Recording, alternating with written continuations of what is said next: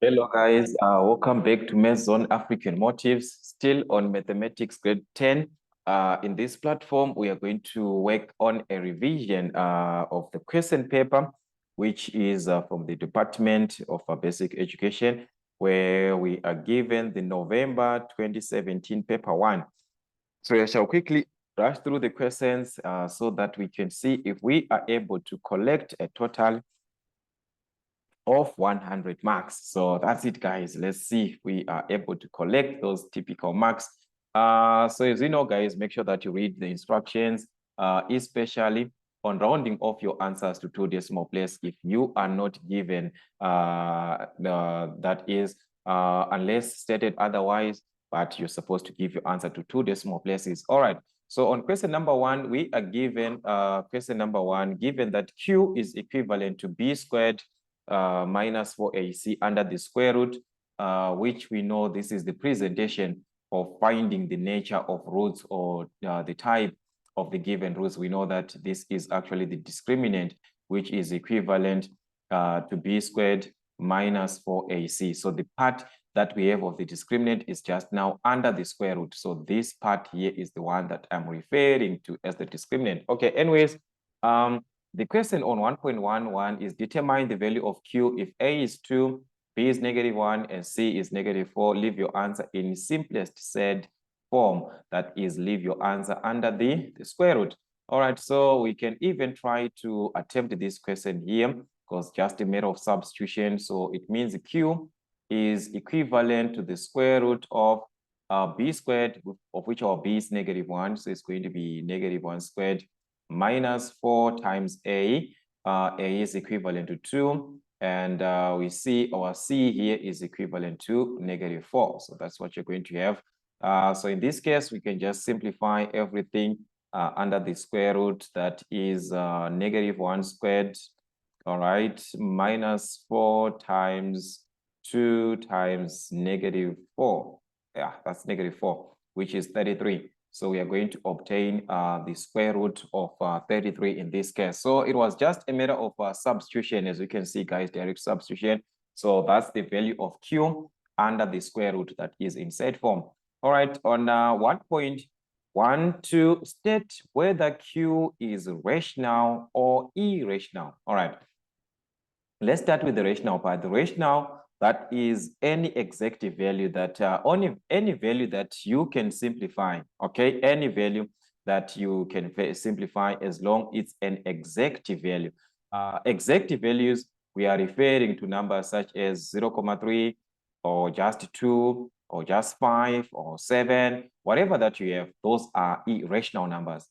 Then irrational numbers, these are the numbers which are not exact. So that is when you simplify those numbers in terms of the square root, you're going to obtain an endless decimal. Even not under the square root, you can take example of 1/3, which is equivalent to 0.33 and so on. So square root of 33, we can't simplify this one, the square root of 33. That is why we have to leave this in set form. So the square root of 33, why? Okay, that is 5 comma, as you can see, is an endless decimal. So that means this is an irrational number. So Q, that's an irrational number. Okay, 1.13, between which 2 consecutive integers does Q lie? Okay, between which 2 consecutive, where do we have Q lying? Okay, if we are to cross-check, your Q here is 5.77, and so on, which means we've got something like this. This is where we have our Q. Okay, let's say that's our Q here, which is something like this. It's at 5, that was 5.7. We just need 2 decimal places, 5.74.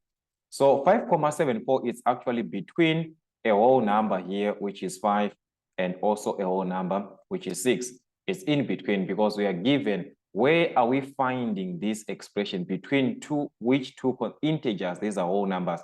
So it's between 5 and 6.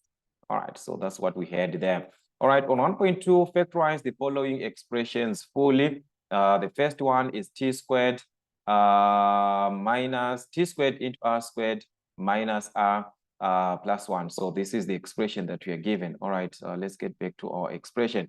So how can we factorize this type of an expression? It's just 3 marks there. So if you are given this part, they have already factorized another part for you, of which someone can expand the brackets, then you start to refactorize again. But already here, they've done another step for us to factorize. Okay, let me explain this. We've got r minus s minus r plus s. Remember, if you have got 4 terms, what you do, you factor out the first term. Then on the first term, then you have a bracket like this one.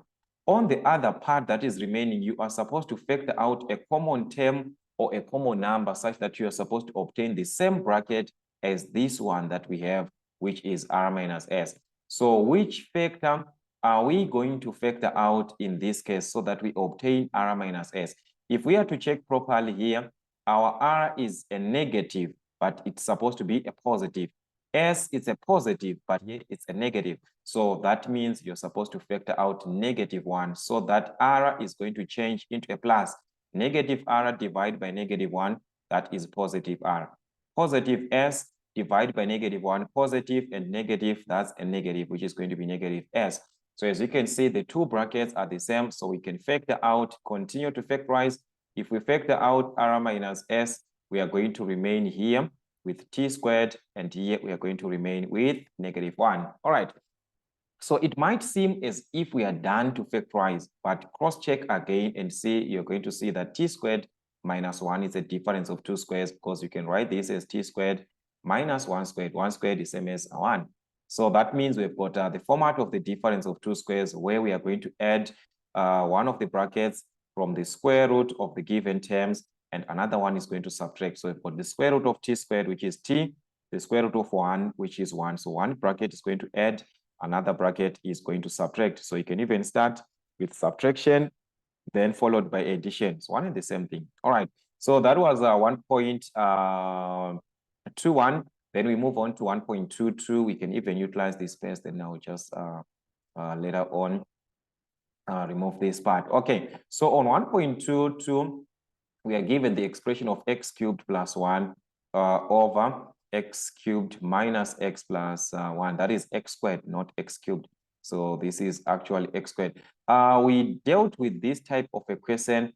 If you still remember from the, I think it was actually Eastern Cape, that was Eastern Cape September 2020 paper, where we had, it was x cubed or minus 1, but this one is x cubed plus 1. So remember that you're supposed to know the factorization of x cubed minus x cubed plus 1, which is an identity, is actually an identity that of x squared x plus 1 into x squared minus x plus 1. So you're supposed to know these identities, okay? If it is x cubed minus 1, then it's going to give you x minus 1 into x squared plus x plus 1. So please memorize these identities. Everything over x cubed, x squared minus x plus 1. So as you can see, these two are the same, so they can cancel out.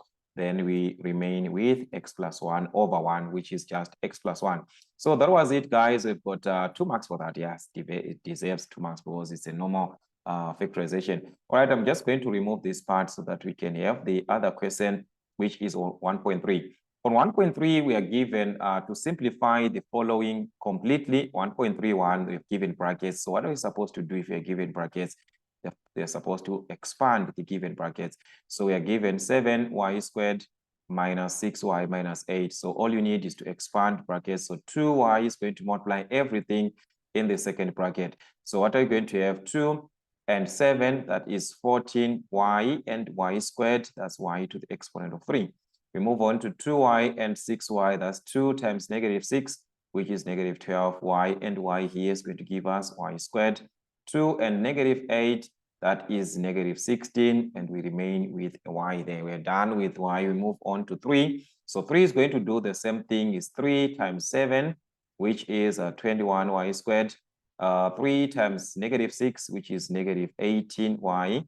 3 and -8, that is a -24. Or you can just use your calculator to simplify that part. So as you can see, we have like terms that we are supposed to collect in this case. Okay, 14y cubed does not have anything in common, but we have got y squared here. So this is negative 12 and 21. So you can even use your calculator to add the two, negative 12 plus 21, which is 9. So this is going to be plus 9y squared. All right, so that's plus 9y squared.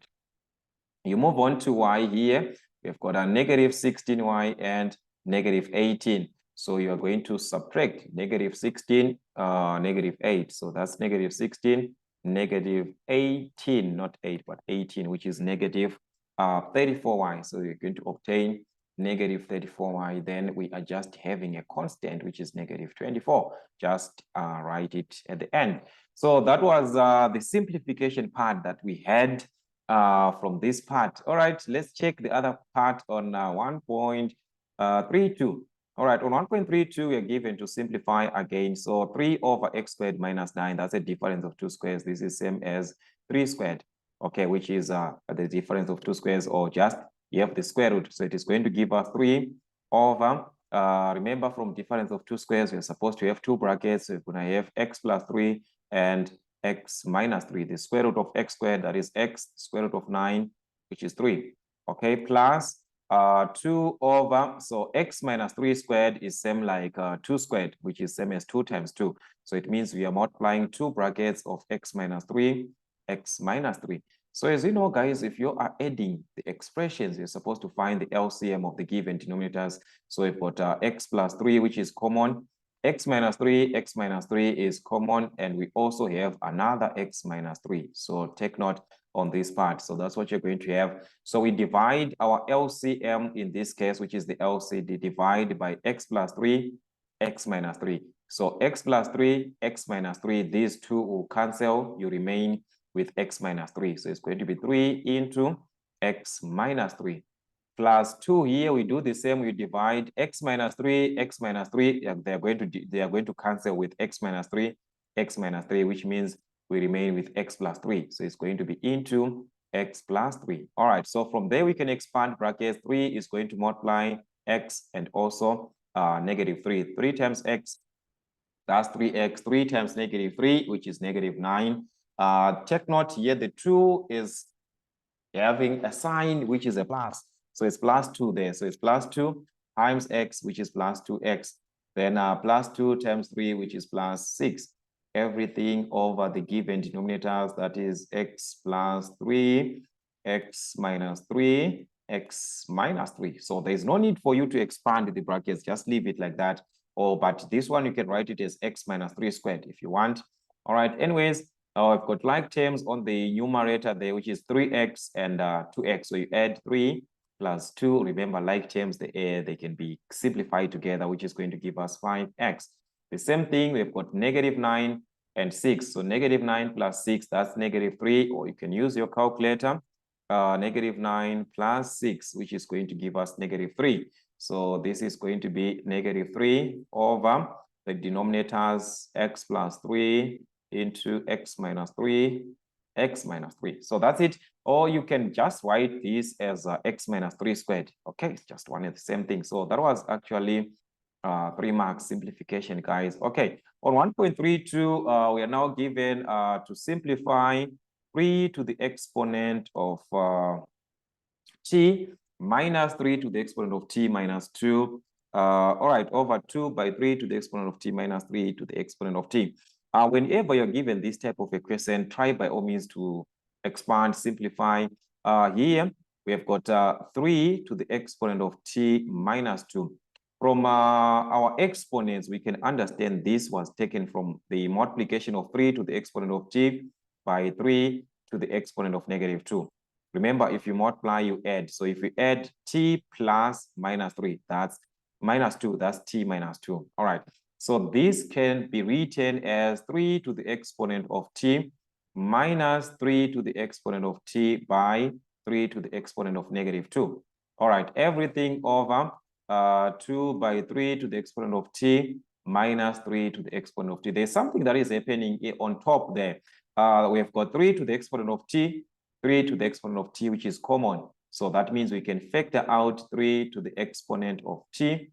If you factor out it here, we remain with 1 minus, if we factor out, if we remove 3 to the exponent of t, we remain with 3 to the exponent of minus 2. Everything over the same thing, we can factor out 3 to the exponent of t. So if we remove 3 to the exponent of t here, we remain with 2 minus, if we factor out it here, we are going to remain with a 1.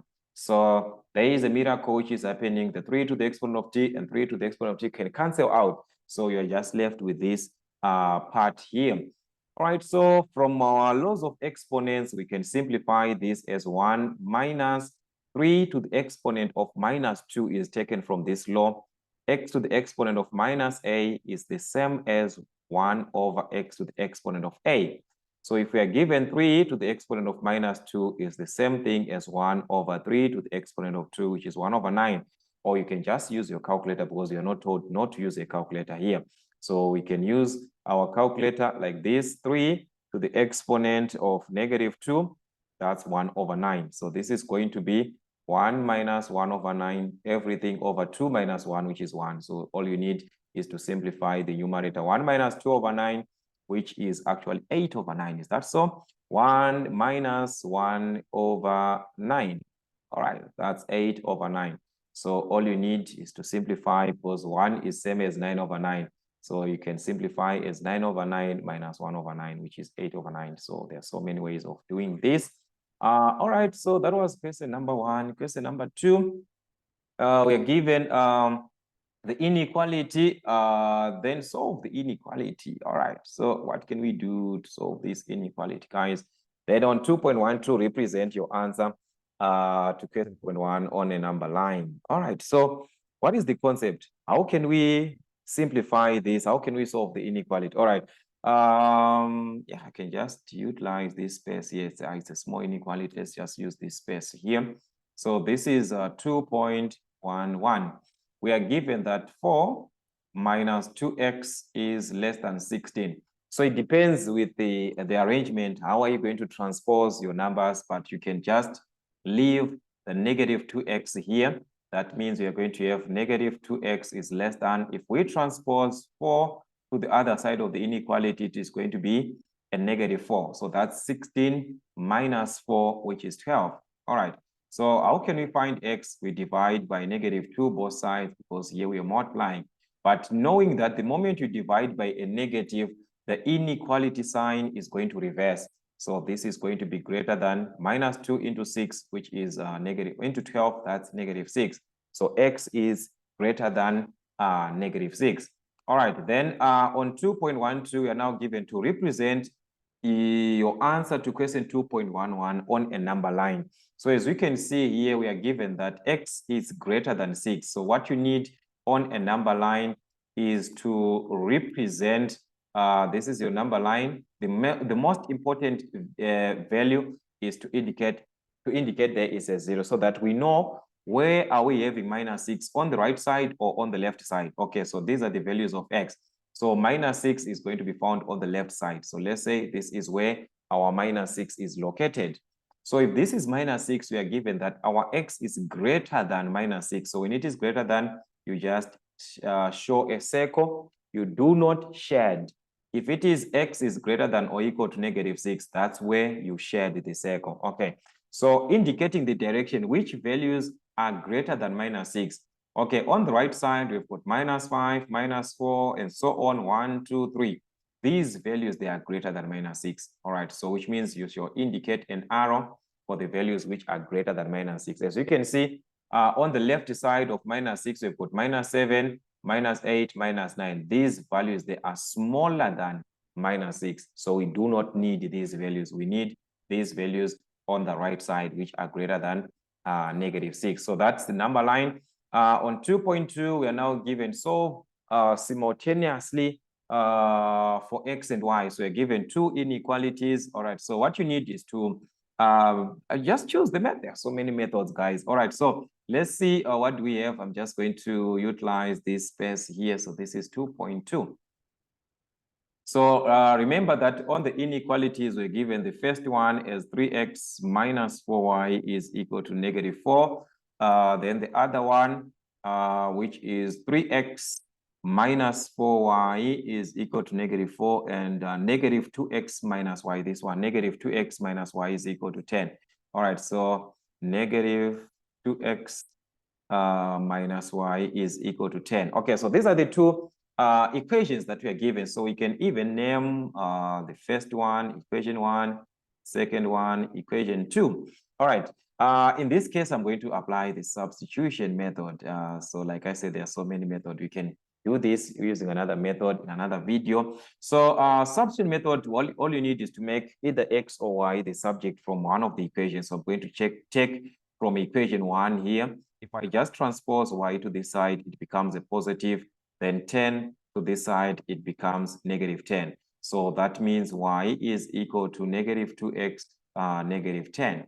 All right, so if y is equal to, that's the third equation that we are now having. So what I'm going to do is to substitute the third equation into the second equation. All right, so you substitute into the other equation, not the first one that you used.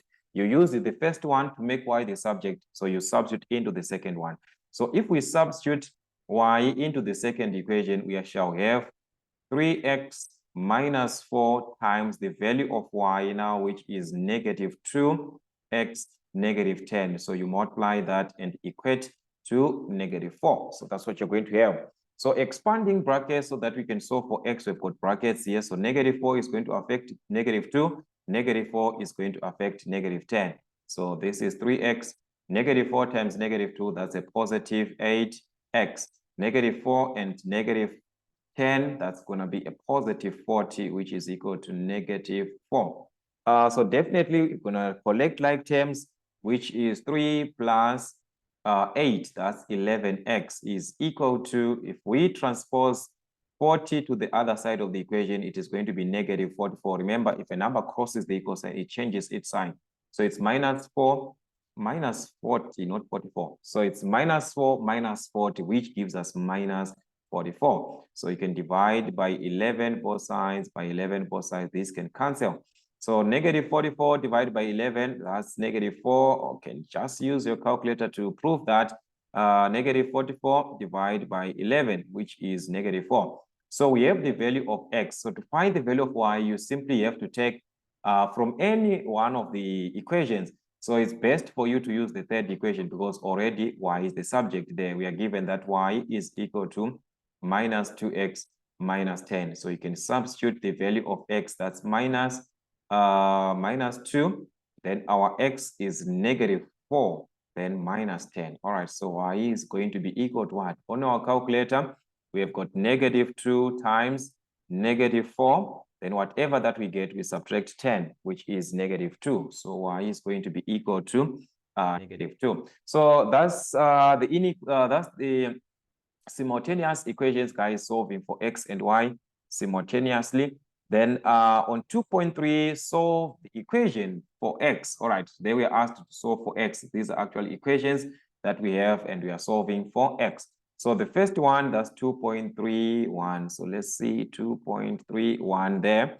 We are given x over x minus 5, x into x minus 5 over 6 minus 1. All right, so that's x into x minus 5, everything over 6 minus 1 is equal to 0. Okay, so what can we do to solve for x? What type of an equation is this? We do not know so far what type of an equation is this.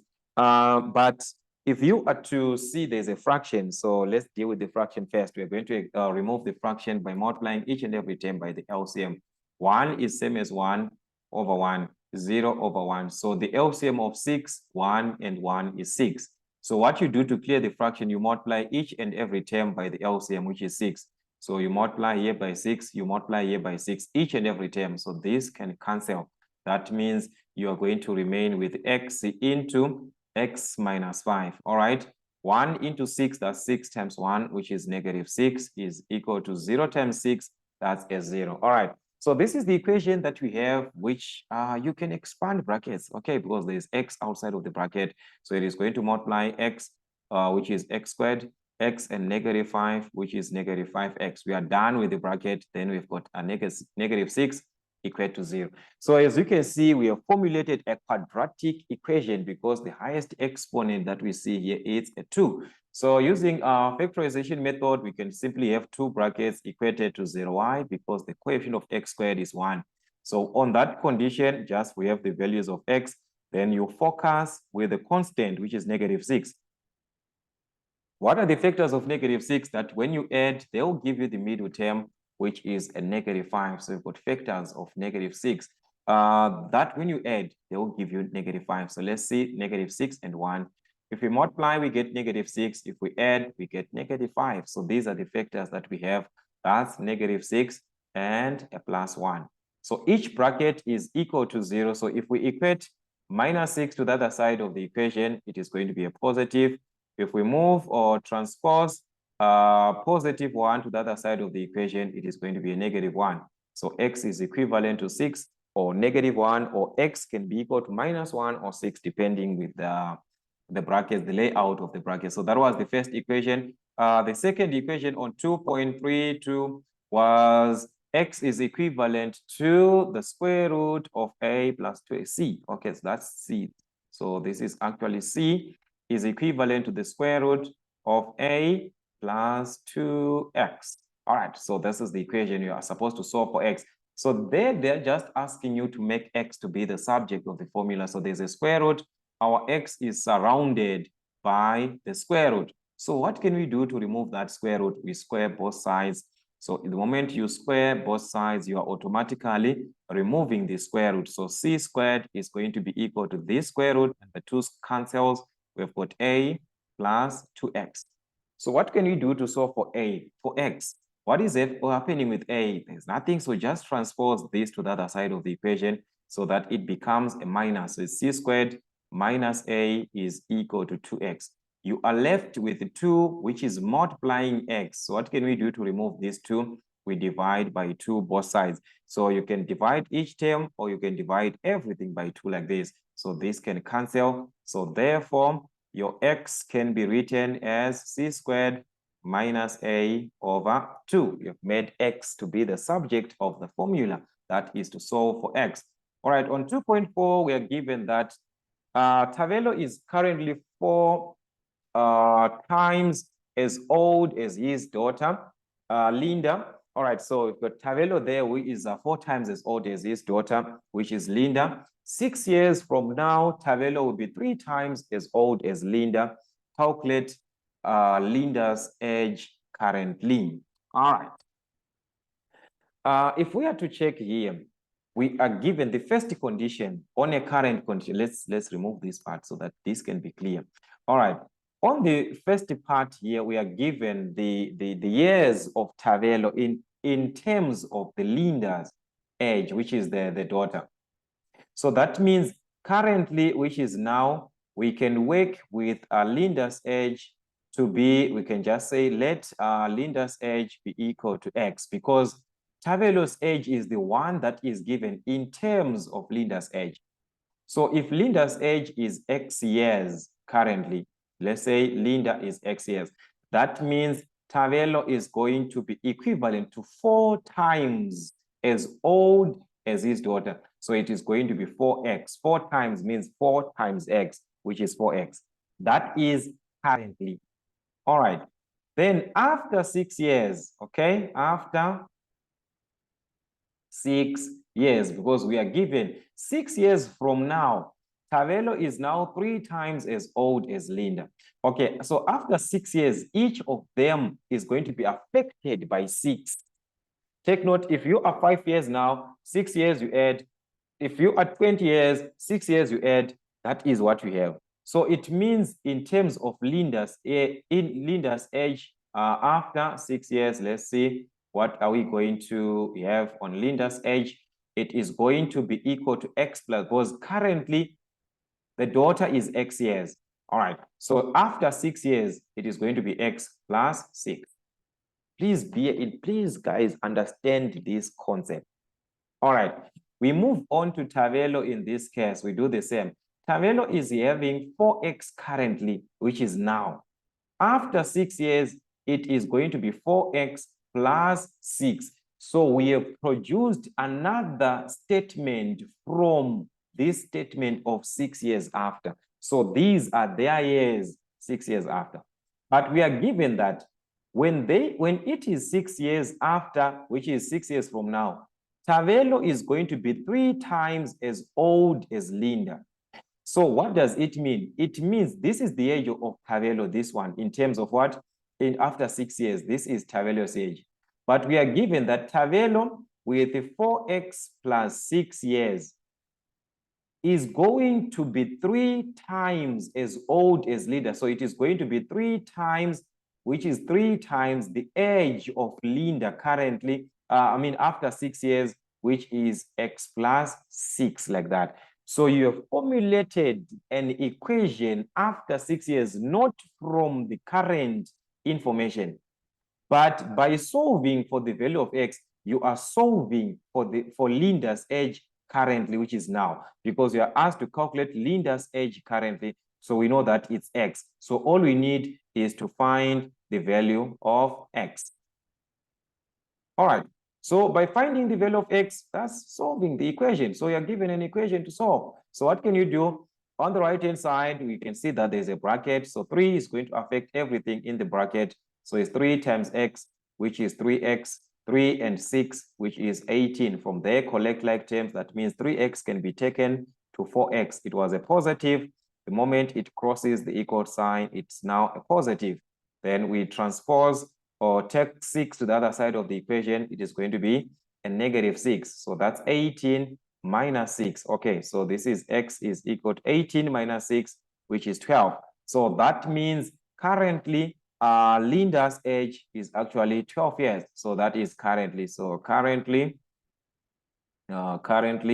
Linda's age is 12 years. So that is the meaning there, because we are given, sorry for that, we are given here that currently x is representing Linda's age current. So if you find x, you found Linda's age. If it was after 6 years, then you just add, because after 6 years it's x plus 6. So you're going to just add 12 plus 6, but it was current. So you leave your answer as 12 years.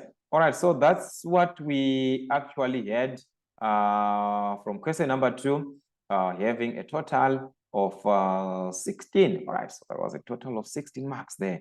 All right, we're going to check the other part of the question, which is question 3. So on question 3, we are given 3.1. Consider the linear sequence 5, 8, and so on up to, okay, 17 and so on. All right. So from the linear sequence, we are given, write down the value of b. All right. So if it is a linear sequence, we just have to check the difference. So that's your first term. Remember, guys, there's a linear. So this is your first term, second term, third term, and so on. So what you simply need is to check the common difference, which is T2 minus T1. So remember, your common difference D is equal to T2 minus T1.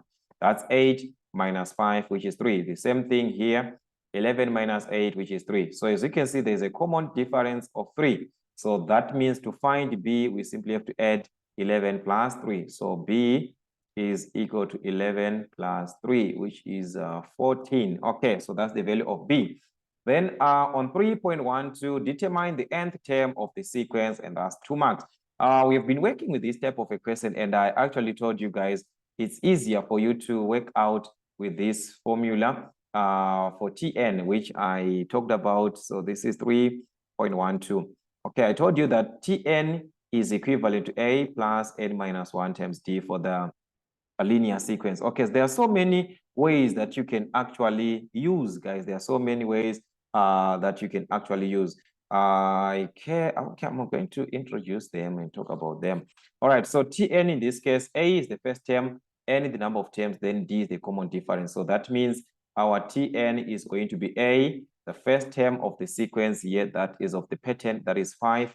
So we are going to have 5 plus n minus 1 times D, whereby D is the common difference. So D is the common difference here, which is a 3. All right, so you're going to have 3. So that's 3. So there are so many methods, guys, of working out this. So it's going to be 5 plus 3 times n, that is 3n, 3 times minus 3. Minus 1, that's minus 3. So you can collect like terms, which is, we've got 3n here. 5 minus 3, which is 2. So guys, is this formula going to be difficult? Please, guys, just try to memorize this. So it's going to be easier because you are substituting your values direct into the formula. All right. That was 3.12. On 3.13, we are given to calculate the value of the 15th term of the sequence. So we are given that n is equivalent to 15. So we are calculating T15. So it's a continuation that you're going to do from the Tn term. You are just calculating T15. So that n is equal to 15. So in place of n, you're going to substitute 15 plus 2. Okay, that's plus 2, not 12. So this is 2. All right, so that's 3 plus 15 by 2, which plus 2, which you can just use your calculator. 3 by 15. Then we add 2, that is 47. Okay, so that's T15. So T15 is equivalent to 47. Then on 3.14, we are given which term of the sequence is equal to 83. So what does it mean? It means T83, Tn is equal to 83, not T83, but Tn is equal to 83. So if Tn is equal to 83, guys, we can just utilize this advantage to say that Tn is equivalent to 83, and we have our Tn, which is 3n plus 2. So it is going to be 3n plus 2 is equal to 83. So what are you going to do? To find the value of n, we can solve the equation. It's now an equation, so solve for n. That's transpose 2 to the other side is going to be -2. So we are left with the 3n is equal to 83 minus 2, guys, that's 81. We can just use calculator there. So to find n, divide by 3 by 3. So that's n is equal to 3 into 81, that's 27. Or you can even divide from the calculator 81 divided by 3, which is 27. All right. So that's 3.14. All right, 3.14, everything is fine. On 3.2, consider the number pattern below created using the numbers of the sequence 2, 6, 10, 14, and so on. So for 2, 6, all right, 14, 26, and so on, 2, 10, 22. All right, but let's see what is happening here. Calculate the sum of the numbers in the 8th row. All right, in the 8th row. So what is actually happening here? We've got the first term, that is 2. We've got a 6, we've got a 14. And if we see here, we've got 18. This is 6 and 10. This is 18. Now we have got 30 and so on. So there is supposed to be a way of finding the value. So that is what you're supposed to ask yourself. How are we finding these values? So if you had to check, if we add these, they do not even correspond. There is something that is not where we are. All right. So since we are dealing with the sum of numbers in the 8th row, let's take a row as it is. This is the first row. Okay. On the first row, our sum is 2. All right. That is the first row. Our sum is 2. So this is sum. Okay. The second row, what is the sum? 6 plus 10, that is 16. All right, we've got 16. On the third row, let's see what we have. So maybe we can work it from there. So we're going to have 14 plus 18 plus 22, like that, which is 54. So this is the third row. We are going to obtain a 54. And so on. So if we move on to the fourth row, so this is the fourth row. If we add these numbers, let's see what we have.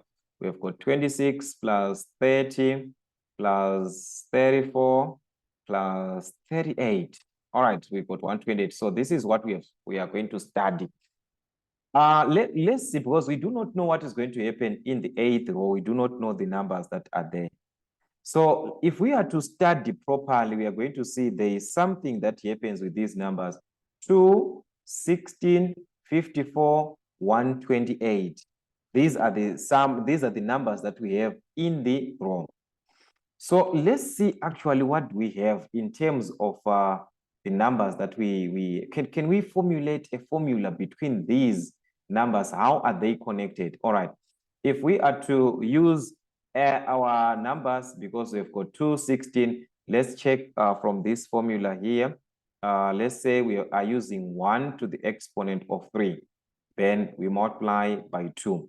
If n is equal to 1, representing the first row as 1, if we substitute 1 here, this is going to be 2 into 1 cubed, which is 2. If you move on to second row, it's going to be 2 into 2 to the exponent of 3. Okay, that's 2 to the exponent of 3, which is 8. 8 times 2, that's 16. So you can see that each part, according to the number of rows, that's the second row, third row, and so on. If you raise the number of the row to the exponent of 3, then multiply by 2, you obtain the sum. So it means the sum for each row can be given by the formula 2n cubed. So if we are referring to the sum in the 8th row, it means we are going to have that sum as 2 and 8 to the exponent of 3. So that is what you're going to have.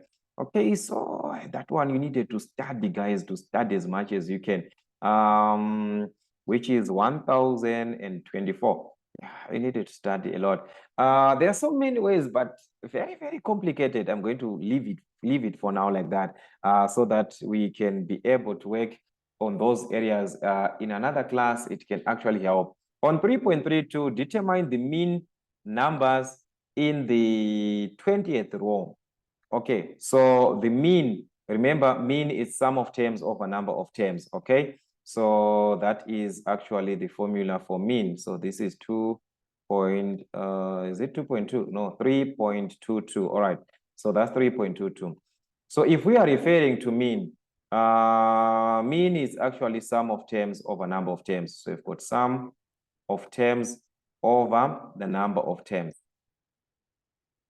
So if it is sum of terms over the number of terms, it means just like what we had here for the sum, what we did, the sum of numbers in the 8th row, remember what we did? We used the formula 2n to the exponent of 3. So that means for you to find the sum of in the 20th row, it is going to be 2 times 20 to the exponent of 3. So the sum in terms of numbers here is going to be 2 by 20 to the exponent of 3.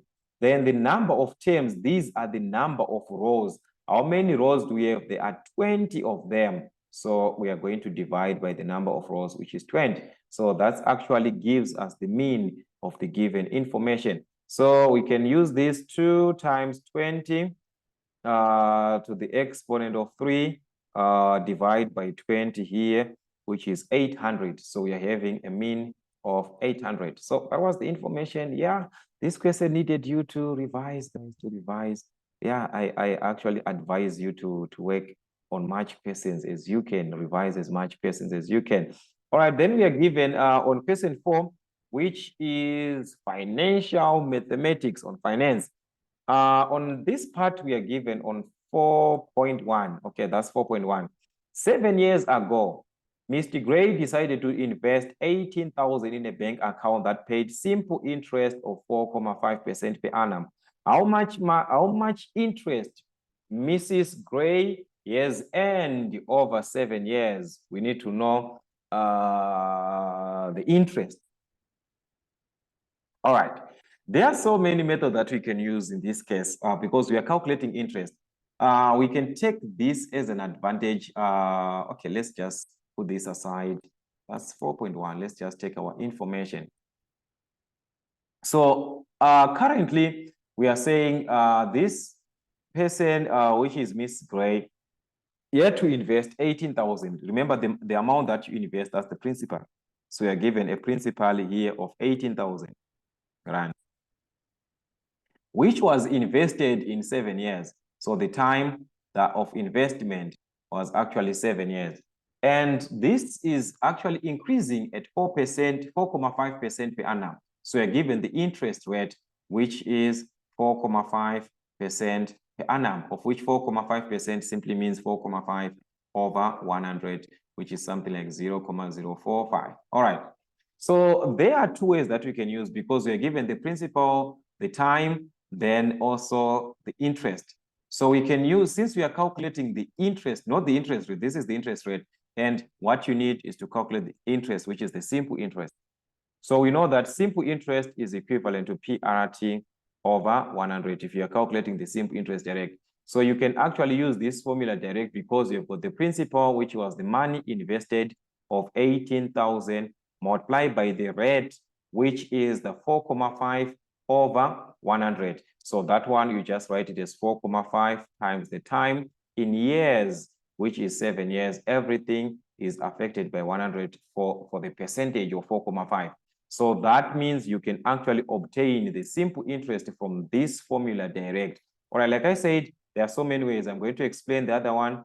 That's 18,000 multiplied by 4,5 multiplied by 7 over 100. All right, that is 5,670 rand. Okay, if let's say we wanted to know the amount that it accumulated to, because this is the principal that is being invested using simple interest.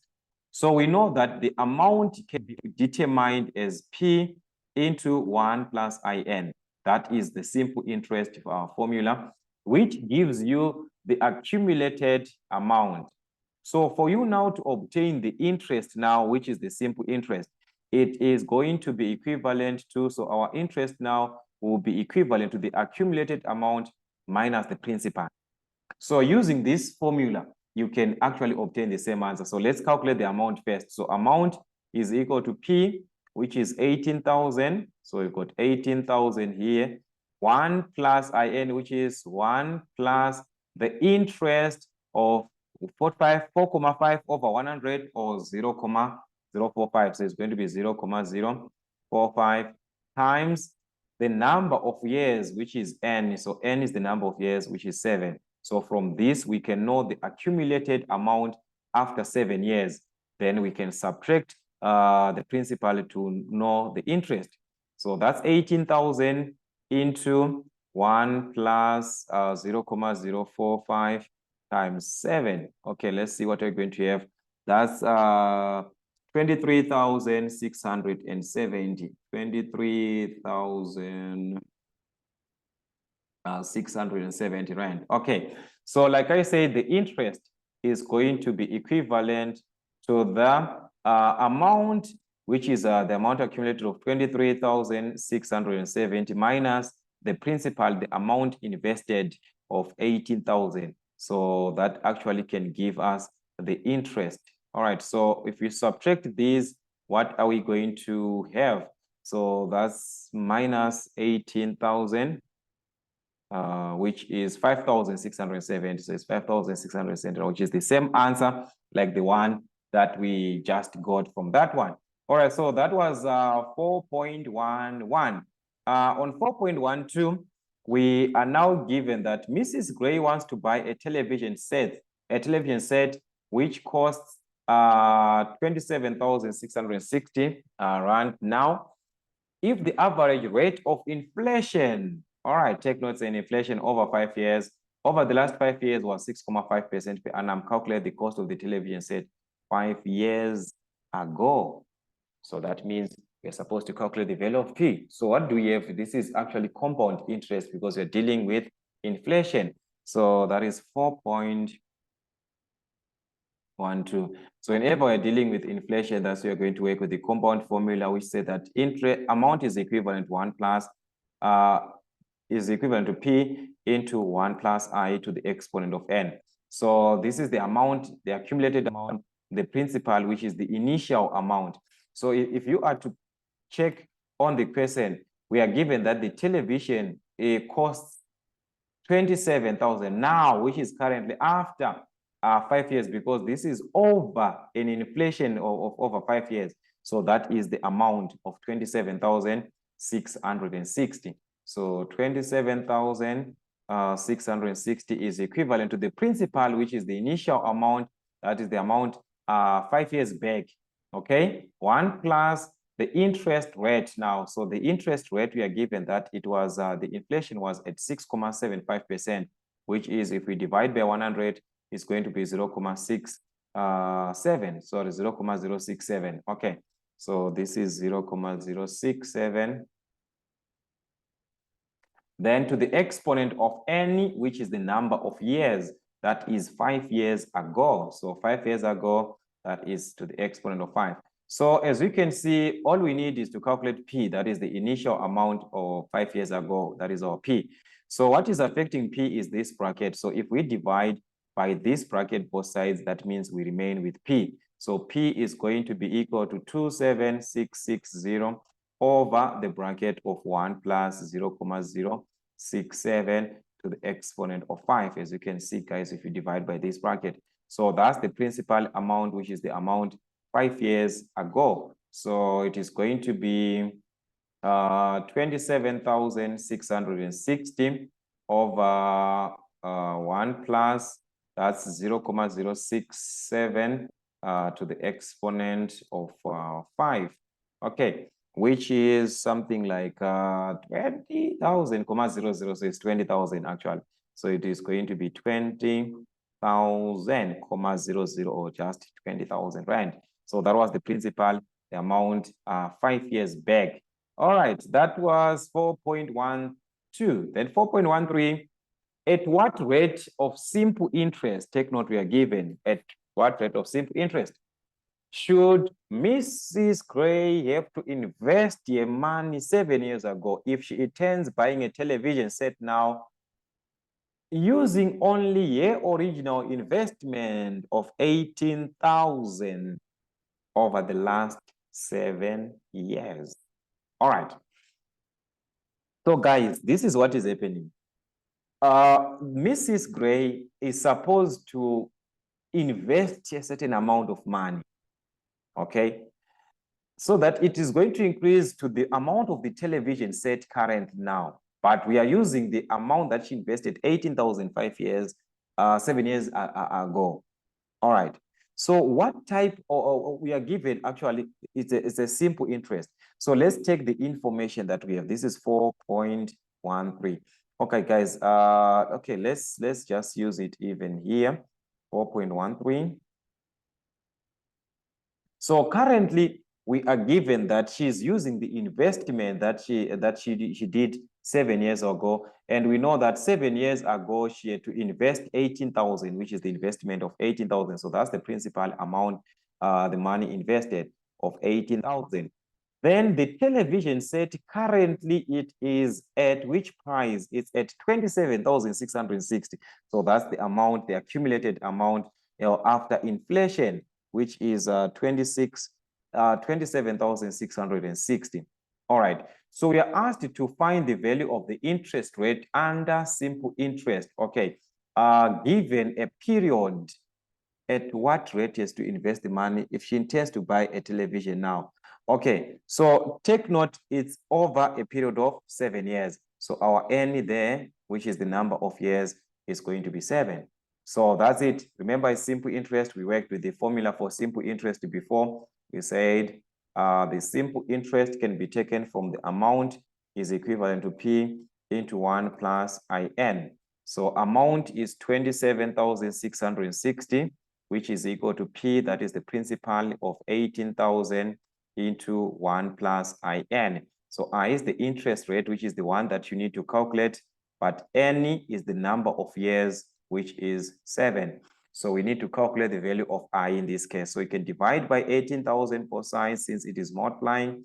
So divide by 18,000 for size, this can cancel. So let's see what we have if we divide these two. That's 27,660 divided by 18,000, which is 461 over this value that we see, or it can be an endless decimal. So I'm just going to use it as a fraction. So it's 461 over 300. All right, which is equivalent to, so it's going to be 1 plus I times 7, that is 7I. So for you to find the value of I, we can transpose 1 to that side, we subtract 1. So it is going to be something like, all right, sorry, okay, I need this. So we are going to have something like 461 over 300 minus 1, which is equal to 7I. So if you subtract this, if you subtract 1 from this, you've got 161 over 300, which is same as 0, whatever that we have, 0, 0.5, 3, 6, 6, 6, and so on, and so on, and so on, and so on, and so on, which is equal to 7i. So to find I, you divide by 7 both sides. That means I is equal to the answer that we already have on our calculator. Just divide by 7, which is 0.076, something like that, 0.076, and so on. So this is actually the interest rate. As we know, guys, interest rate is actually a percentage. So you multiply by this now to convert to percentage. You multiply this by 100%. So your I is going to be in percentage. That is the interest rate. So on your answer from the calculator, just multiply by 100%. We are going to obtain something like 7,666 and so on. To 2 decimal places, it's going to be 7,67. So that's 7,67%. So that was the interest rate, guys, which is under simple interest that she was going to have in order for her to purchase that television. All right. On 4.2, we are given on a certain day, the exchange rate between US dollar and South African rand is $1 is to 12.91 rand. So that was the conversion for a particular day. A dollar was equivalent to 12.91 rand. At the same time, the exchange rate between the British pound and the South African rand is, okay, so on the same day, £1 was equivalent to 16.52 rand. Calculate the exchange rate between the British pound and the US dollar on the same day. All right. So in this case, you can actually, it depends with what you want to use. We are given British pound to and the US dollar. So you can take this as the British pound to the US dollar, okay, to the US dollar. That's what you can actually do, which you can write it as the British pound over the US dollar conversion. So what you're going to do is that according to the pound, a pound is going for 16.52 rand. So you can write this as 5.2. That is, where am I taking this from? 5, this is 16. All right. Sorry for that. This is 16.52. All right. So the pound is going at 16.52, which you can write as 16.52 as 2, which is over. The US dollar is going at how many rand? The US dollar is going at 12.91. So you divide by 12.91. That's how you can convert this. So from a calculator, you are going to obtain 16.52 over 12.91 like this. So it means this is going to be 1.278, which is 1.28. So that means we are comparing according to the pound. So that means each pound in this case is going for or is actually going for how many US dollars, which is this one that we got, which is 1.28. So it will be going at $1.28. So that's how you simply convert. So the same thing, if you want to convert in starting with the dollar to the pound, you do the same, which means it is going to be the dollar, which is 12.91 divided by the pound, which is 16.52 in rands. So you can obtain a different answer from this one, but they mean the same thing. So there are so many ways of doing these questions, guys, or attempting these particular questions. All right, on question 5, that's functions. We are on functions now. All right, let's see the function that we had. We are given on question 5, the diagram shows the graph of gx, which is ax squared plus q. All right, that's gx, which is this. That's our g here, which is ax squared plus q. Then we are given f, which is f of x, that's y is equal to mx plus c, which is a straight line. All right, r and s are the x-intercepts. So are given the point s 2, 0 here, and r, these are the x-intercepts of g. Then we are given t is the y-intercept of g. So we are given t, which is 0, 8, is the y-intercept of g. Graph f passes through r and t, f passes through r and t, which is the point of intersection of the both graphs. All right, anyways, The first question is to write down the range of G. All right. So if we are to take G, we are given here on our diagram here. This point that we are given that we have, which is at T, which is 0.8. This point, it indicates also the turning point, which is the maximum turning point according to the graph at T is equal to 8. That's the maximum turning point. So your graph, as you can see, it is going to reach up to 8. It won't be able to exceed from this value. So remember, range, you are referring to the values of y. So the values of y, they're going to be from 8 going downwards. They won't exceed positive 8. So that means the range in this case, we are referring to the values of y. So that means y is less than or equal to 8. Or we can take about values from negative infinity. Y is going to be from negative infinity up to 8. So that's what you can actually have it as. All right, 5.2, write down the coordinate, the x coordinate of R. All right, so we need the x coordinate of R here at this point. Okay. Take note that there are so many ways you can actually work with so many ways, but we can check here. That is 5.2. Let me just do it here. So that's 5.2. So if we are to check R here and S, these are the x-intercepts. So there's something very, very important about the turning point here. The value of x at the turning point here, which is a 0, because at the turning point, x is equal to 0. It is equivalent to the solutions. Let's say this is x1 and x2. So it is equivalent to the average of the solutions, which is x1 plus x2 over 2.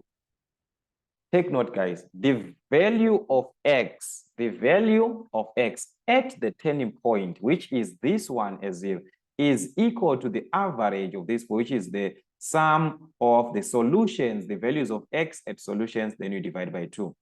So that means we know that x is equal to 0 at the turning point. So we're going to say x equal to 0 is equivalent to x1 plus x2. So x1 is the point R plus x2, which is the point x at the point S, which is 2. So it's over 2.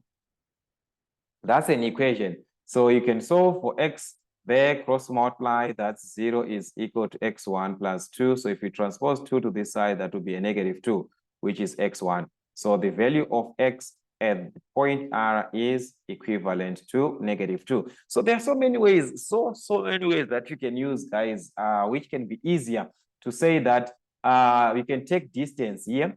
The distance from 0 to S, which is 2, is the same as the distance from 0 to R, which is 2, but it's in the negative region, so it's a negative 2. So definitely R is going to be negative 2. So just like that. So there are so many ways. Okay, but here I'm just showing you mature methods that you can use so that you won't even go wrong. Even if you forget the shortcut, you use the longer way, then you won't go wrong. All right.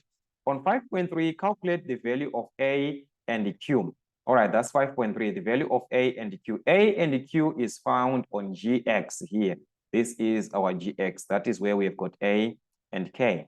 All right, so you can take our GX. So this is 5.3. I can even calculate it here. So we are actually given that GX is equivalent to AX squared plus Q. So there are so many ways that you can do. We can substitute the given points that we have. All right, the first thing is when x is equal to 0, we know that y, that is where we have got the y there, which is represented by the value of q. So q is actually representing when x is equal to 0. We are going to have a 0 here. So q is equal to 8, which is actually the turning point. That's when x is equal to 0. And our y-intercept is at 8. So we can have this as gx is equivalent to ax squared plus q, which is 8. All right, so far we have got an 8. Then there are points that we have which are on the graph. We've got the solutions here at point R, which is minus 2, 0, and also point S, which is 2, 0. So you can substitute any of the given points. I'm just going to use the point S, which is 2, 0 here. All right, so taking the point S, which is 2, 0, what does it mean? It means that x is equal to 2, y is equal to 0. So y is equal to 0 when x is 2. So in place of x, I'm going to substitute 2. So that's 2 squared plus 8.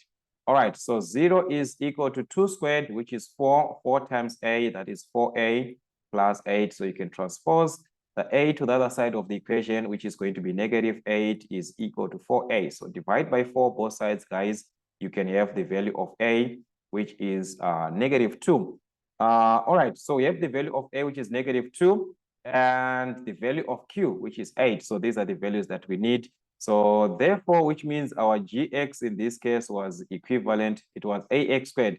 So it's negative 2x squared plus 8. So these questions, guys, they do repeat. If you can check, we've worked this similar question as much. They do repeat. Okay, so work as much questions as you can. All right, on 5.4, we are given to determine the equation of f. All right, determine the equation of f.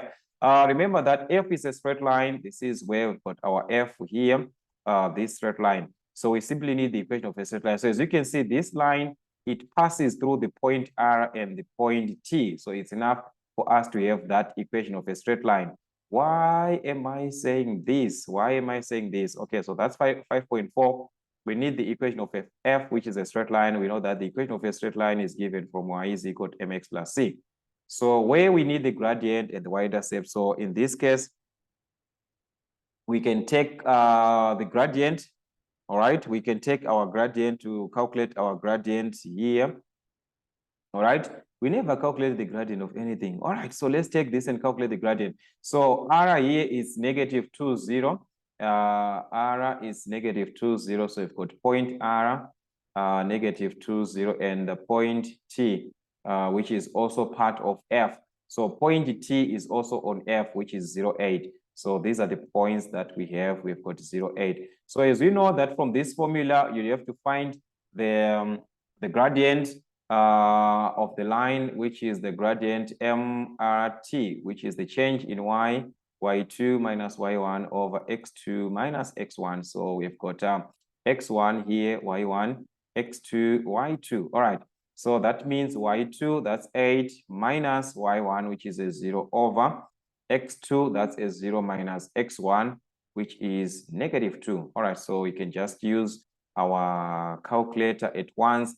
8 minus 0, that's 8. So you can even leave it like that. 8 minus 0, or you can just leave it like that, which is 0 minus 2. So that's negative 2 here, which is 4. So we are obtaining a gradient of 4. So if our m is equal to 4, we can substitute here y is equal to 4x plus c. So c is the y-intercept, and if we can check from our graph, we already have the y-intercept. This is the point where this line crosses the y-axis, and it crosses the y-axis at 8.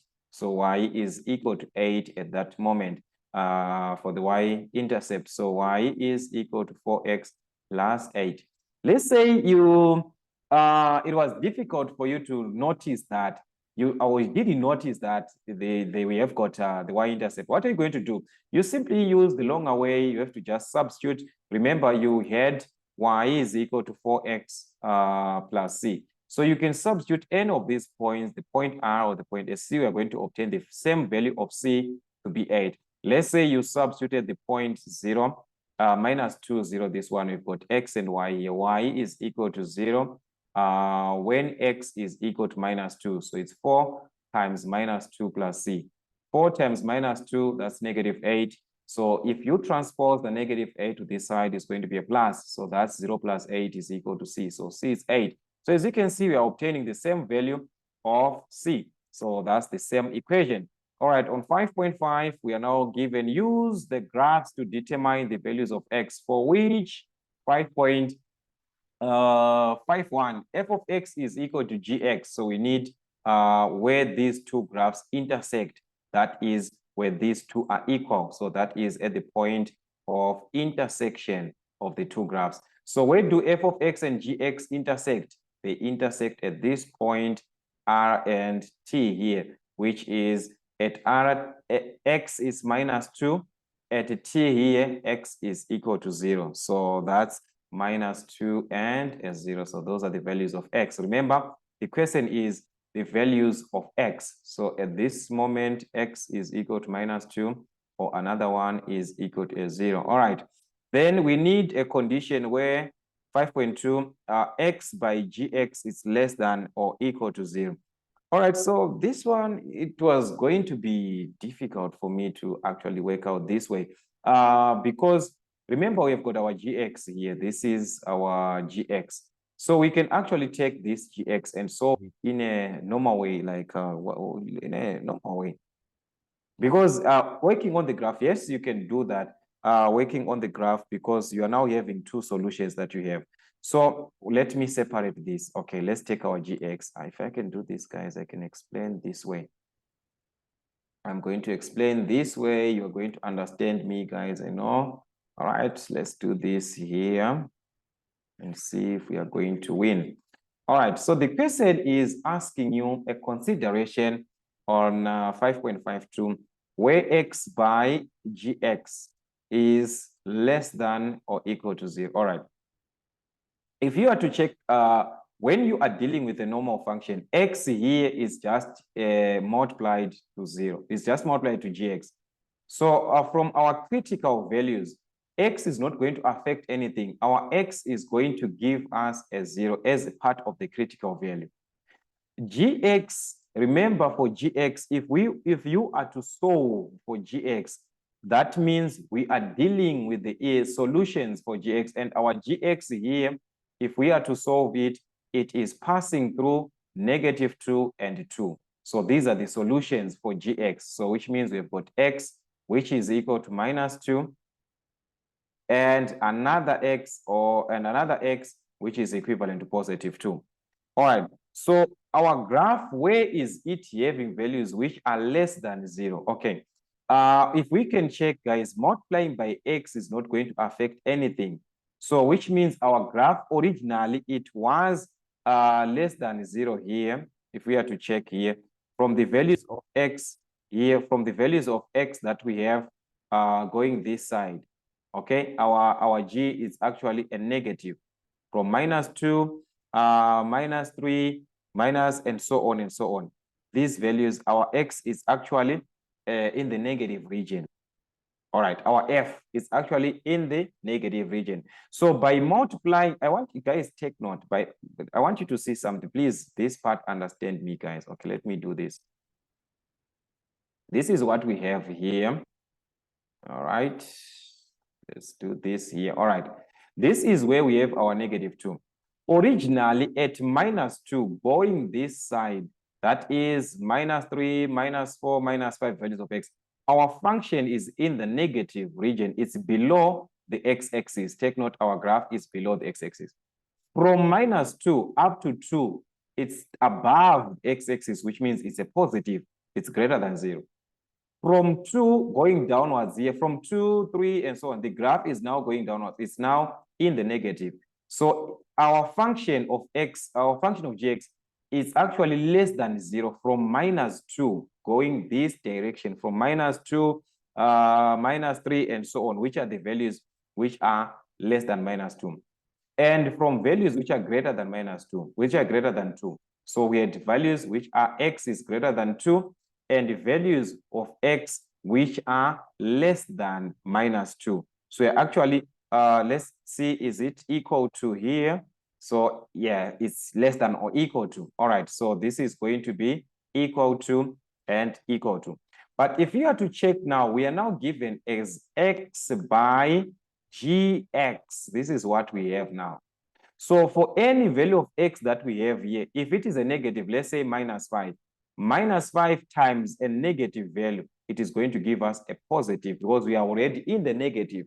So it is going to give us a positive. So it is going to reverse now our values, which means the portion of -2 is now going to be reversed now up to 0. So our x is now reversed here.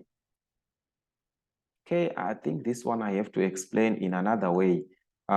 If we can have more time, guys, it can actually help. Okay, let's check the size of 2. On the side of 2, we said x is greater than or equal to 2. Now, for any value of x that we have, it's already in a positive. So remember the effect of positive. Positive and a negative remain as a negative. Positive and positive remain as a positive. So here there is no effect because you are on the positive side of x. So your x is going to remain as it is, which is x is greater than or equal to 2. So, or another one here, our x is going to be greater than or equal to 2. So guys, if you didn't understand, let me know so that we can work on this question again on another platform. All right, on 5.6, we are given that the graph of h is obtained when g is reflected along the line y is equal to 0. Remember, the line of y is equal to 0. It represents the x-axis. So it was reflected along the x-axis. Reflecting along the x-axis simply means multiply by a negative to the function. All right, so the question is write down the equation of h in the form we are now given the format to write of, which is the same format as the one that we had on G. Remember, this is the same format that we had on G. So remember that we got our gx, guys, when we rewrote our gx, our a was -2 and our q was 8. So which means we have a new gx here. Our gx was originally negative 2x squared plus 8. So a reflection in the x-axis, you multiply by a negative. So that means h, which is the new function, is negative gx. That is what it means. So hx is going to be the negative of gx, which is our gx is negative 2x squared plus 8. So that is the new format, negative times negative. That's positive 2x squared, negative times positive, that's negative 8. So our equation of hx can be written as 2x squared minus 8. So take note, guys, a reflection that is going to happen in the x-axis. If it is in the y-axis, then it is going to be f of minus x, like that. In place of x, you multiply by a negative. So that's the idea. That's the idea there. So you can memorize these transformations. You can actually memorize them. Okay. But I think it's very, very clear because a reflection in the x-axis means this side is going to be written down, the other side is going to be written up. So that's why we simply multiply y by a negative. Okay.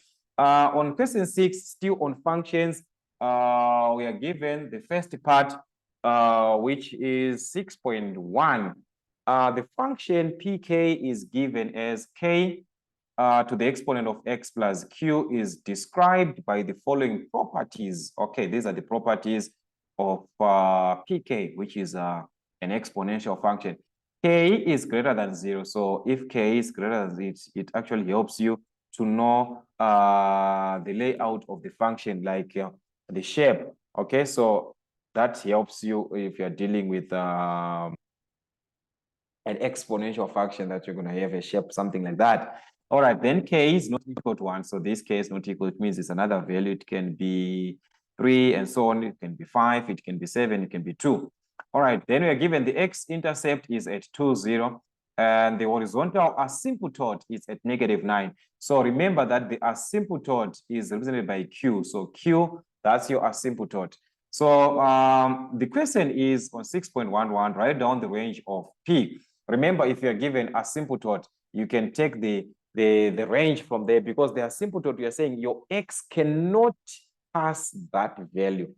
The value of y, the graph cannot pass that given value of the asymptote, where y is equal to -9. So it means our values, they are above -9. So here y is going to be greater than -9, not equal to, guys, there is an asymptote there at y is equal to -9. So your graph is not going to pass that one. So it is not going to be equal to -9. So that's what I'm trying to say. On 6.12, determine the value of p. Okay, determine the equation of p, okay, which is this p. So remember what I said the asymptote represents q. So we already have q. Okay, so let's check 6.12 here.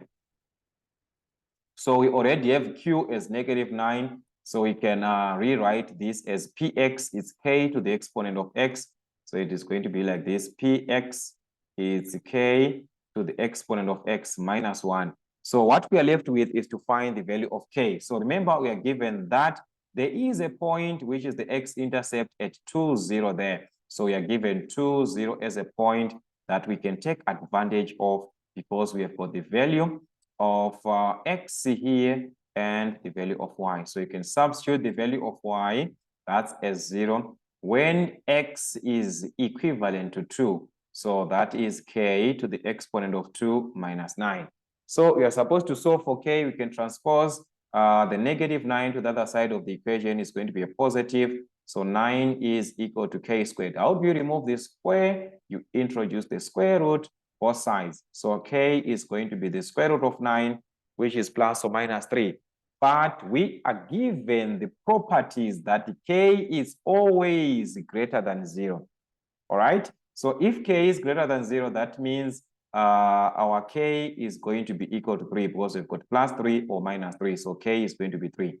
So that was it. So that means our px is going to be equal to k here, which is 3 to the exponent of x minus 9. So this is the statement that you can have. All right, then sketch the graph of p, show clearly the intercepts with the axis and the asymptote.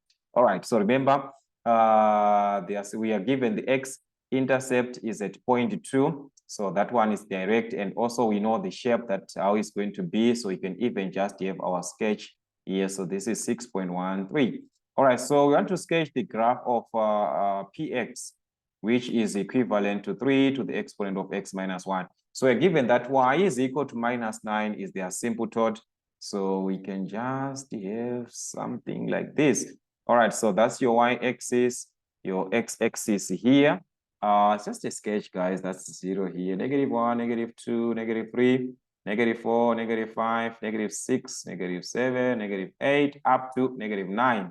All right, so we have an asymptote here at -9. So we can even indicate with a broken line at y is equal to -9. So our graph is not going to pass through this point, but this graph has got an x-intercept at 2, 0 here. So we need the point 2 for the x-intercept. And just say this is our 1, this is our 2, this is our 3, -1, -2, -3. So that means our graph is going to be like this. The 2 here, so our graph will be at point 2 from the asymptote to the point 2. Do we have the y-intercept? Do we have the y-intercept? Did we calculate? No, we didn't. So let's see. The y-intercept occurs when x is equal to 0. All right. And when x is equal to 0 here, when x is equal to 0, we've got a 0 here. So that's 3 to the exponent of 0 minus 9, which is 1 minus 9, that's -8. So it is going to pass at -8 somewhere here. So that's the y-intercept. So the graph is going to be like this. At -8, then it goes to 3 to 2 there, and so on. All right, no. 2 here, and so on like that. All right, so this is our graph that we are going to have at the later on. So these are the values of y, 1, 2, 3, 4, and so on, and so on, and so on. All right, so as you can see, guys, it was just a sketch. So yeah, I hope everything is fine. So we have got everything is there, the asymptote, and what is important, the shape, yeah, everything. All right, on 6.2, we are now given the sketch below shows the graph of k of f, which is k over x plus w, and gx, which is -x, -1. So we are given gx. As you can see, that's a hyperbola. So this gx is actually the equation of the line of the axis of symmetry with a negative gradient. As you can see, it has got -x. So it has got the axis of symmetry, this one. Okay, axis of symmetry, because that's a hyperbola.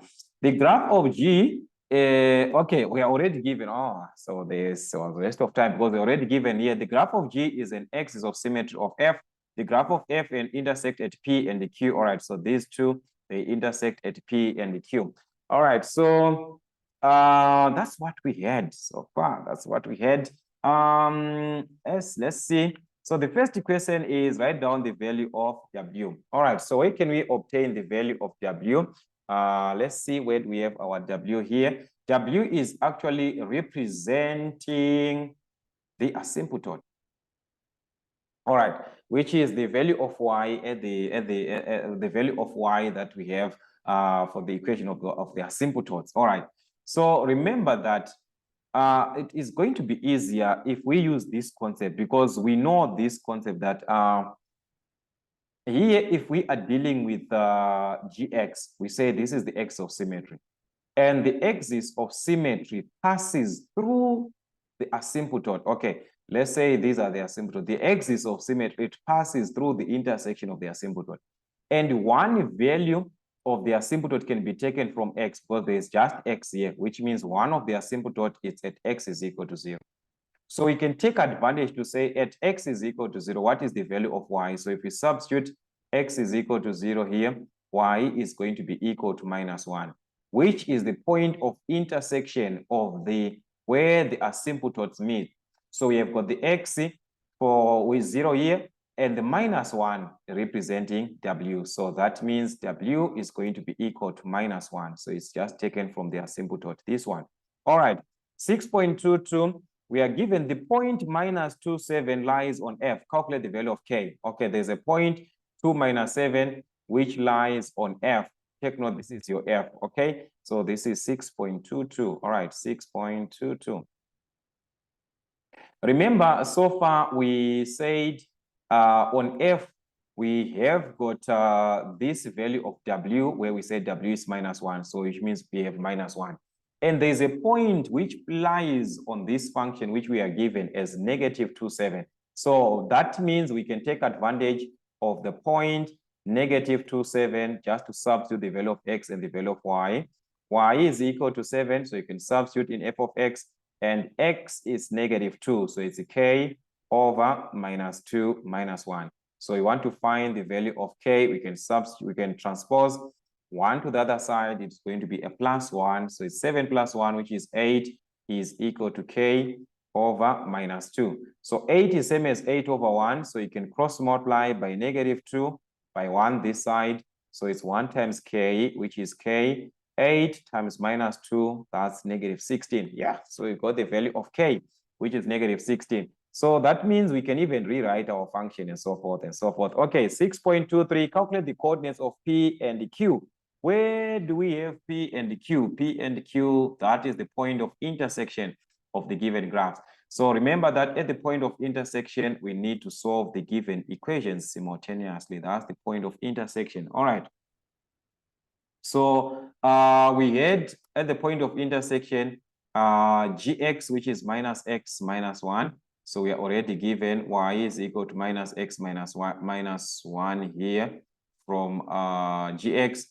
Then from f of x, we are given here that it's k over x, which is k -16. So it's supposed to be y is equal to -16 over x -1. There was a -1 there. So at the point of intersection, the graph of h and the graph of g, these two, they are equal. So if they are equal, equating the values of y, we can also equate the values of x, that these values of x that we see, they are equal. So it means -x - 1 is equal to -16 over x - 1. So we can actually solve for x, knowing that it's an equation. This is same as over 1 over 1 over 1. So we can clear the fractions by multiplying by x each and every term by x. All right, so that's -x times x, that's -x squared. -1 times x, which is -x, is equal to x, and x will cancel. That's -6, -x. So you can collect like terms, but we can check that if we transpose -x to this side, it is going to be a +x. So -x plus x, that's a 0. So this cancels out. We are now left with -x squared equal to -16. Divide by negative both sides, the negative will cancel. So x squared is going to be equal to 16. Just like what we did previously, how do we remove the square? We introduce the square root both sides. So x is equivalent to plus or -4, which means x can be 4 or x can be equivalent to -4. All right. So as we are supposed to check here the question again, let's check the question. What was the question asking about? So the question is asking us to calculate the x coordinate, that is the values of x at P and Q. So what is the value of x at P? P is on the negative side. Remember, that's where our 0 is. So it's on the negative side and Q is on the positive side. So P is going to carry a negative and Q a positive. So that means the value of x at P is a negative, which is -4. The value of x at Q is a positive, which is a 4. So that is what you're going to have later on. So that's what we had, guys, 4 and -4 and 4. So this is actually at this point we've got -4. At this point we've got 4. That is what it means. All right, on 6.24, write down the smallest, okay, not smallest, write down the values of x for which -16 over x is greater than -x. All right, this type of a question, guys, you are supposed to be very, very, very, very, very careful. All right, to what extent are we supposed to be very, very careful? If we are to check here, I want you to see something, all right? I want you to see something. Previously, we did not have -16 over x. We had -16. This is what we had. All right, here, why is that one? We had -16 over x minus 1. This is what we had previously. It was supposed to be like this. I want you to see where it was taken. It was -16 over x -1. All right. Then on the other side, we did not have this -x only. It was -x -1. If you are to check this equation here, it was -x minus 1. So what actually happened? These two, nothing happened because it was just transposing. If you check, if you transpose either way, either you transpose -1 to this side, it cancels with this because it's a positive. -1 plus 1, that's a 0. So that's where you see the -1 canceling each other. So what it means, they are actually asking you, where do we see -16x, -16 over x minus 1 being greater than, which is above? So it means this graph has to be above -x minus 1. And -16x, -16 over x minus 1 is actually representing this graph of f of x. So we need where f of x is greater than gx. Where do we have f of x greater than gx? So you can even check on your graph, where do we have f of x above gx? All right, so this is what we have. All right, f of x, let's start from the left-hand side here. If we can check from the beginning here, this is our g. G is above, f is below, up to this point -4. From -4 going to this point, -4, -4, -4, up to the point of infinity here, which is less than x is equal to, remember, this is the y-axis where we have got the asymptote. So x is not going to reach 4. That's where our f is above. From this -4 to below, x is equal to 0. So let's write down. So we can see that our f is greater than -x plus 1 when our x is actually greater than -4 and less than 0, which is asymptote. All right. So if it was greater than or equal to here, you also put greater than or equal to, but on the asymptote here, you don't put anything. All right, I'm just saying if it was, but it wasn't like that. So let's take this back, all right, because if it wasn't like that, all right, so I'm just going to remove this part because it's not there. I'm just indicating. So now we are at 0 now. Let's check where f is above g. All right. If we get here to this point, we can see that our g is now above f because this is our f. F here is below, up to 0.4. From 4 going this way, our f now is above g. That is now positive. So we are going to take from 4 up to infinity. They are going to be endless values because we do not have the ending of that one. So x is going to be greater than 4. That's another part where this graph is above. So also X is above 4, that is greater than 4. All right, so these are the answers that we're supposed to have. All right, so that was it. As you can see, it's pretty clear. We are going to cross-check the question 7, which is actually the last part that we had. So on question 7, we are given two events, A and B, are complementary, make up the entire space, sample space. And the probability of what is not in A, which is A complement, is 0.5. So A complement means not in A. It's not found in A, which means it's found in what? In B. So this is actually found in B, because they are just two complementary sets. Okay. So complete the statement. This one is a repetition. We did this question from September 2020 Eastern Cape paper, if you still remember.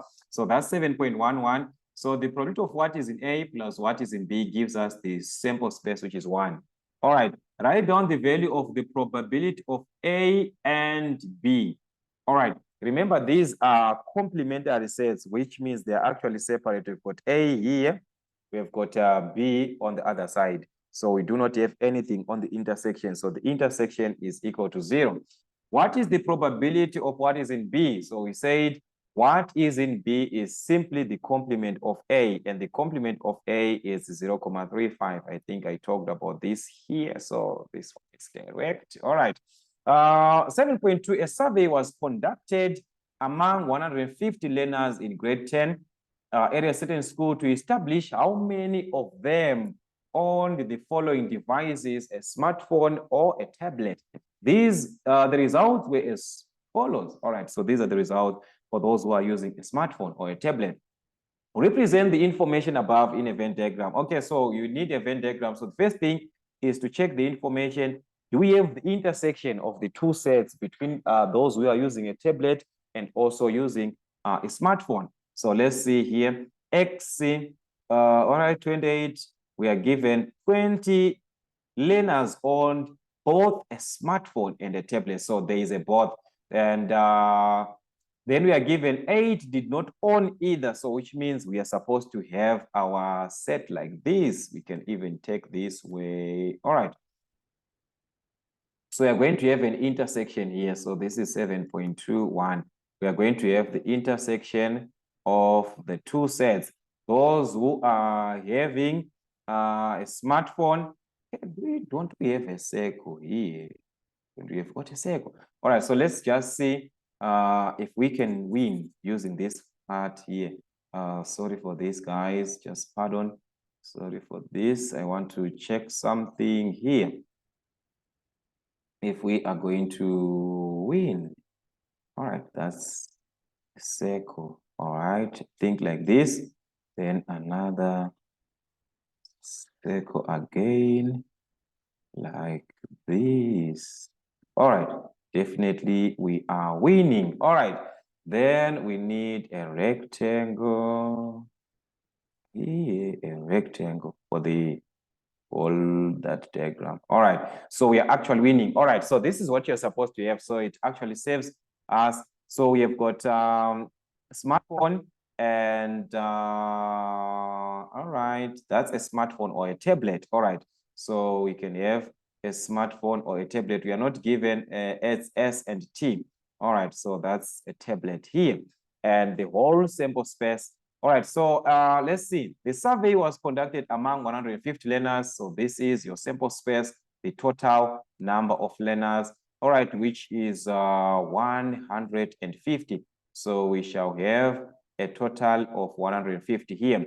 All right, so let's take our information. We've got some of the information which is direct, like this one, where we are given that 20 learners owned both a smartphone and a tablet. That is the intersection of both. So that is your 20 here. And also this one is direct, where we are given that 8 learners did not own. They do not have a smartphone. They do not have a tablet. 8 learners. So they are outside of these two sets. So we've got 8 here. Then let's move on. We are given that 48 learners owned a tablet. So what does it mean? the tablet here, the T that we see, there are 48 of them. These 48, there are some of them on a smartphone. So what are we supposed to do? We are supposed now to take those who own both smartphone and a tablet so that we remain with this part of tablet only. So what can we do to find tablet only?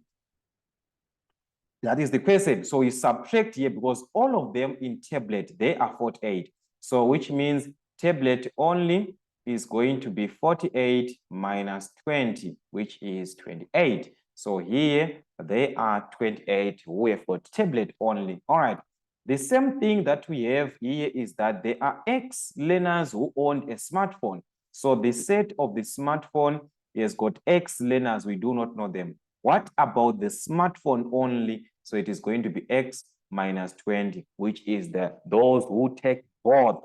So this one is going to be X minus 20. So that was your diagram. As we can see, so far, we do not have the value of X, so we just leave it like that.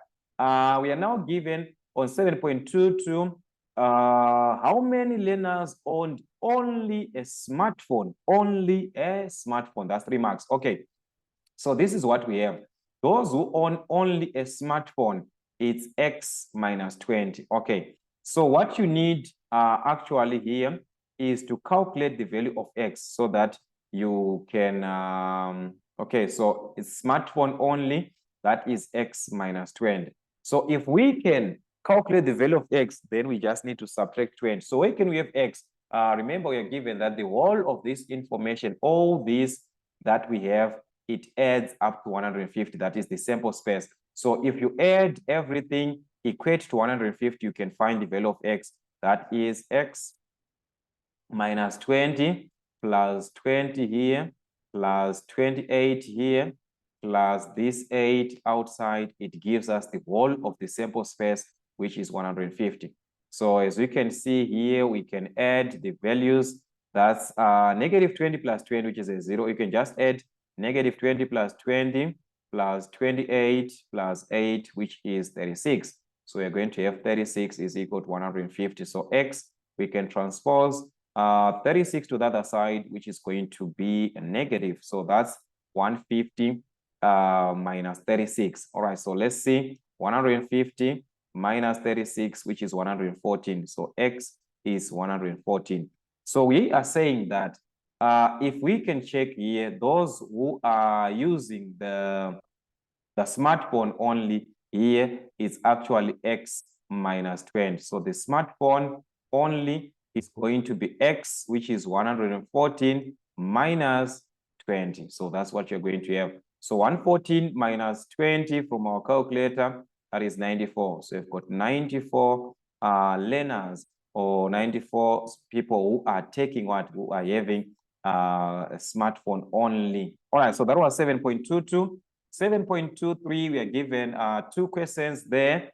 Calculate the probability that a learner selected at random from this group A owned only a smartphone. Take note, only a smartphone, and that's 1 mark.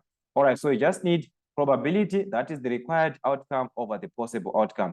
And only a smartphone is the one that we calculated here. Remember, this is where we have smartphone only. They are 94 of them. All right, so this is 7.23a. So the probability of having smartphone only is how many? Probability is required outcome, which is 94, over the possible outcome, that is the total of the sample space, which is 150. So that is your probability there. All right, so from your calculator, you can reduce this. That's 94 over 150. That's something like 47 over 75. All right, so we've got,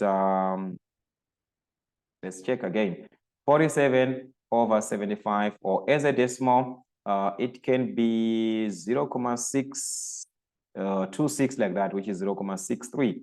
All right, so you can change to decimal if you want. Okay, I don't know which one was best for you. All right, then the B part, they owned at most 1 type of device. At most 1 type of device. All right, what does this part actually mean when we are given that they own at most one type of the device? We are referring to those who are owning only it can be only a smartphone or only a tablet. These are the two things that we need, because the at most, at least it means from one upwards, but at most that means we are going to have the number of device that you have is a 1, or you cannot have a device at all. That is at most. So we are referring to those who are owing a smartphone only, plus those who are owing a tablet only, plus those who do not own anything. They do not own a tablet. They do not own a tablet or a smartphone. So this is P or S complement. They do not own any of these. All right. So the probability of a smartphone only, we are going to smartphone only, which is the one that we had here. That was 94 over 150. So we calculated this one. It was actually 94 over 150 plus T only, which is tablet only. We have got T only here. That is tablet only, and they are 28 of them. So it is going to be 28 over 150. All right. Then T or S complement, they do not own a tablet. They do not own a smartphone, which is those who are outside of the set. That is 8. So it is going to be 8 over 150. So we add 8 over. Take note on this one, guys. At most 1. At most 1, it means you can own a device or you cannot own. But if they say at least one type, it means you can own one type or more. So which means that's greater than or equal to 1. But at least that's less than or equal to 1. At most, then at least that's greater than or equal to 1. So you can talk of those with one device or owning both devices. Okay, so don't confuse these words, guys. I think here they're clear. So what you're going to do is to add up everything from your calculator. That will be 94 over 150 plus 28 over 150 plus 8 over 150. So we can find a simplified answer, which is 13 over 15. All right, so this is going to be 13 here over 15. All right, or you can write it as a decimal. 13 over 15 as a decimal, that's 0.866 and so on, which is 0.87. So that's 0.87 to 2 decimal places. All right, so that's what we had, guys, on question number 7, having a total of 13 marks, the whole of the question and the whole paper. That's 100 marks. So as you can see, guys, it's very, very good that you revise as much questions as you can. That was actually our question 7, and everything was pretty clear. So I encourage you guys to revise more questions as you prepare yourselves for the exams ahead of time. We are going to work also on different topics separately. So let us know on the comment section the areas that you need us to work on, or topics that you need us to work on, or question papers. It can be from a certain department. Let me know which department is it. Is it Eastern Cape, Western Cape? So that we can work on that department, that question paper. Yeah, that can actually help. So till we meet again, let's continue to revise, guys. From Mason African Motive.